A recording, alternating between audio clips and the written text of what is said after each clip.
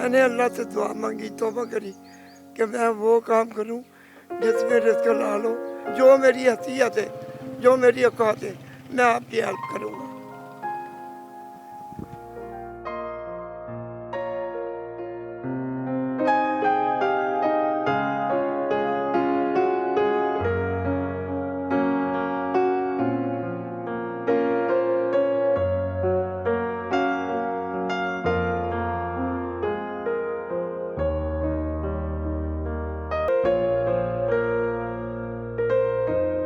अस्सलाम वालेकुम नाजरीन, मैं हूं आपकी मेज़बान रोहा राशिद और आज एक ऐसी कहानी तो नहीं कहूँगी, दास्तान कहूँगी।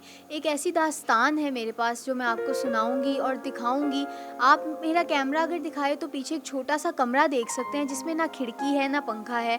इस छोटे से कमरे में रहते हैं हाजी मुनीर साहब, जिनके 5 बच्चे हैं, 3 बेटियाँ और 2 बेटे। एक बेटा अपना घर बसाकर, उसकी भी एक बेटी है, अलग रहता है। दूसरा बेटा नशई है, पूछता भी नहीं है। एक बेटी की शादी की है, वो खुश है। दूसरी बेटी की शादी की लेकिन उसकी तलाक हो गई। अब वो और इनकी नवासी इनके साथ ही रहते हैं। तीसरी बेटी की शादी करनी है, ये अपने बच्चों की खुद कफालत करते हैं, सारा दिन बाइक चलाते हैं, रात में इस छोटे से कमरे में आके सो जाते हैं। किसी भी ढाबे पर, किसी भी जगह पर रोटी के साथ कुछ भी मिले, चटनी शोरबा कुछ भी खा लेते हैं। वॉशरूम नहीं है, वॉशरूम भी किसी भी मस्जिद में जाते हैं या गली के किसी वॉशरूम में चले जाते हैं। ज़िंदगी में 2 तरह के लोग होते हैं, एक वो जो अपने तजुर्बात से सीखते हैं, दूसरे वो जो दूसरों की गलतियाँ, दूसरों की कोताहियाँ या दूसरों की ज़िंदगी के तजुर्बात से सीखते हैं। अस्सलाम वालेकुम हाजी मुनीर साहब। वालेकुम सलाम। अच्छा, इस छोटे से कमरे में कैसे रहते हैं इस उम्र में? बस अल्हम्दुलिल्लाह, मैं क्या करूं, मैं किराया वो नहीं कर सकता। इसका 3000 रुपया महीना किराया वो मैं देता हूँ। और रात को मैं कभी देर सवेर से आ जाऊँ, दिन के 9-10 बजे से पहले नहीं मैं आता। 2-4 घंटे सो जाता हूँ। अच्छा हाजी मुनीर साहब, इस कमरे में कोई सामान नहीं है सिवाय आपकी बहुत ही कम ज़रूरत की चीज़ों के, तो ये आपने पीछे क्या रखा हुआ है?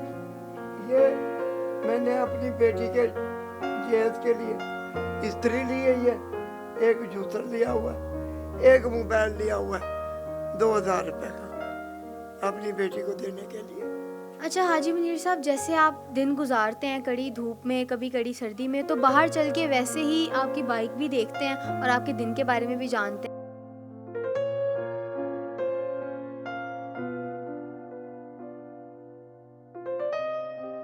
मैं सुनारों का काम करता था। सस्ते दौर में मैं 10-15 हज़ार की दिहाड़ी लगाता था। मैं 96 में मदीने पा गया, मैंने वो काम छोड़ दिया क्योंकि उसमें हराम मिक्स है। मैंने अल्लाह से दुआ मांगी, तौबा करी कि मैं वो काम करूं जिसमें रिस्क हलाल हो और मैं थक के सोऊं ताकि पूरी रात की इबादत के सवाब मिले। और यही मेरा ज़िंदगी का मकसद है। 2013 में आके मैंने बैग ये चलाई और सवारियाँ उठा रहा हूँ।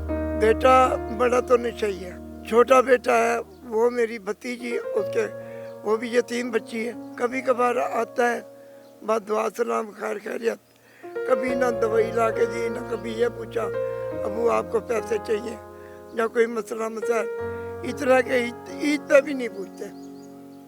तो मैं इसी में अपनी बेटियों की ईदों के लिए भी करता हूँ और अपना भी करता हूँ और मैं करके कमा के खा। अच्छा, कितने घंटे बाइक चलाते हैं? मैं 12 घंटे तो रेगुलर चलाता हूँ, सुबह 6 से शाम 6 बजे तक। कभी मैं 9 बजे जाता हूँ, कभी 8 बजे, कभी 10 भी बज जाते हैं। खाना कैसे खाते हैं? खाना कभी कोई गाड़ी वाला आता है लगा दे देता है, कभी मैं होटल से खाता हूँ। तो वो लोग मेरे साथ बहुत अच्छा सलूक करते हैं। मैं उनको 30 रुपये देता हूँ, मुझे सालन भी दे देते हैं, 2 रोटियाँ दे देंगे, 1 नान दे देंगे, पानी दे। कमरा जिसमें आप रहते हैं इतना छोटा है कि ना उसमें किचन है ना वॉशरूम है, और छत इतनी छोटी है कि आप खड़े होते हैं, हाथ लगाते हैं तो छत तक हाथ जाता है। हाँ जी, हाँ जी। कभी बीमार हो जाएं या गर्मी में पंखा भी नहीं है, कैसे गुजारा करते हैं? पंखा बस बाहर फिरता रहता हूँ। तो अजान का था, रात भी मैं 3 बजे उठ गया था, उसके बाद नहीं सोया। इधर मेरे कमरे के साथ भी मस्जिद है, कांच वाली मस्जिद, वहाँ जमात भी मिल जाती है, वहाँ नमाज पढ़ लेता हूँ, तिलावत कर लेता हूँ।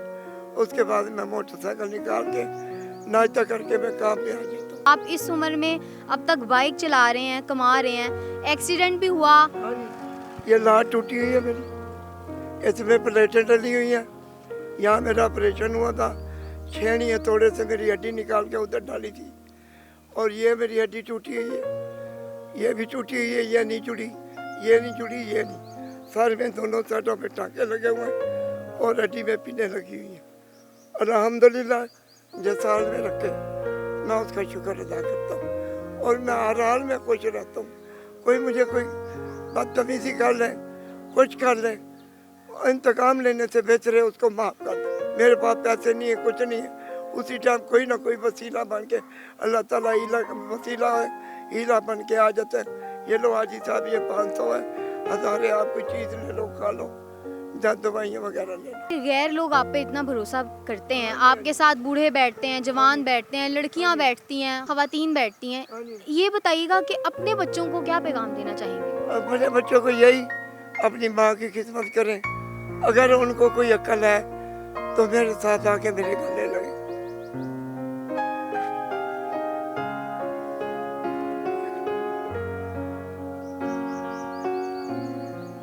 जिंदगी लोग जिसे मरहमे गम जानते हैं, जिस तरह हमने गुजारी है वो हम जानते हैं। अगर आपके बच्चे आपके पास आ जाएं तो नाराजगी दिखाएंगे या नहीं गले लगा लेंगे? गले लगाऊंगा, माफ कर दो, माफ कर दो। क्यों? मेरा कौन है? मेरा कोई नहीं, कोई है उसके अलावा मेरा कौन है? अल्लाह।